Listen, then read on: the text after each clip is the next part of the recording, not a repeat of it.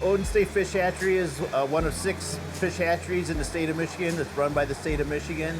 We are a broodstock facility and a production facility, whereas we raise production fish to plant in the state of Michigan. But we also have the rainbow trout and the brown trout broodstock. Broodstock are the adult fish. We spawn them, take the eggs out of the females and the milk out of the males, cross them and make fish. Production hatcheries help to supplement and restore fish populations throughout the state. There is a lot of natural reproduction that is occurring, and we're happy for that, but sometimes we need to add fish. If there's pressure from anglers, that means people are fishing in an area, there's habitat loss, and a big one is invasive species, we might add fish in those areas in order to create world-class fishing and keep that. The fishing industry brings about, I would say, $4 billion to the Michigan economy. So it's a win-win. We have this really great place, healthy resource, and people are coming from all over the state and in-state to enjoy what we have in Michigan and offer. Michigan's fish stocking story began more than 150 years ago, in the mid-1800s. Invasive species and widespread logging took a toll on rivers and spawning grounds.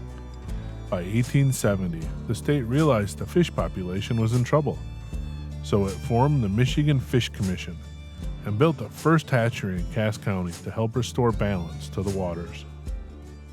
So the hatchery's been here originally since 1920. So the original hatchery is now the visitor center, but 2002 is when we built the new facility that's standing. And so it's relatively new compared to hatcheries, and we have 6 hatcheries throughout the state. At the visitor center, we have a rail car. So when hatcheries were first produced and started producing fish, the easiest way for us to transport those fish was through railway. So all of our hatcheries had to be located by a good water source and the rail system. And so we have a replica of the last fish car, the Wolverine, that has some interpretive history in there and how we used to transport the fish.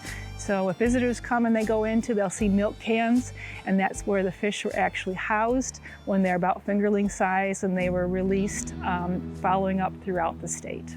Today, technology has vastly improved the way fish are raised and delivered across Michigan. It's a multi-year process that begins with tiny eggs and ends up with healthy, mature fish ready to be released into the wild, helping to keep Michigan's waters thriving. We're right in the middle of our fish stocking season. We generally stock 700 or 800,000 production fish per year. What we did today is we had 3 4-compartment trucks that we loaded to go to different lakes around the state. So the technicians were in the raceways of fish. They just walk around with the fish. We have to take a sample to see how big the fish are. We weigh a sample, we count how many fish are in that sample, and then that can tell us how many fish per kilogram that we use at the hatchery. And once we figured that out, then we just weigh the fish onto the truck based on how many fish the local biologist wants in a particular lake or stream. People need to know that hatcheries are raising fish and releasing them in lakes, rivers, and streams throughout Michigan. And most people don't realize that our funding comes from the sale of hunting and fishing licenses. That's what funds production hatcheries and all the work that we do in the field. The Fisheries Department closely tracks each delivery, ensuring the right number of fish are stocked to support healthy populations. After an order form is submitted, staff load specialized transport trucks and send the fish across the state. Yet, not every fish leaves. Some remain at the hatchery. So behind me, we have our youth fishing program, where we have some youth ages 8 to 14, but we kind of accept all ages, and they're learning how to fish. These ponds hold rainbow trout and brown trout that we put in here for the visitors to enjoy. They're actually hopefully trying their hand at catching some fish.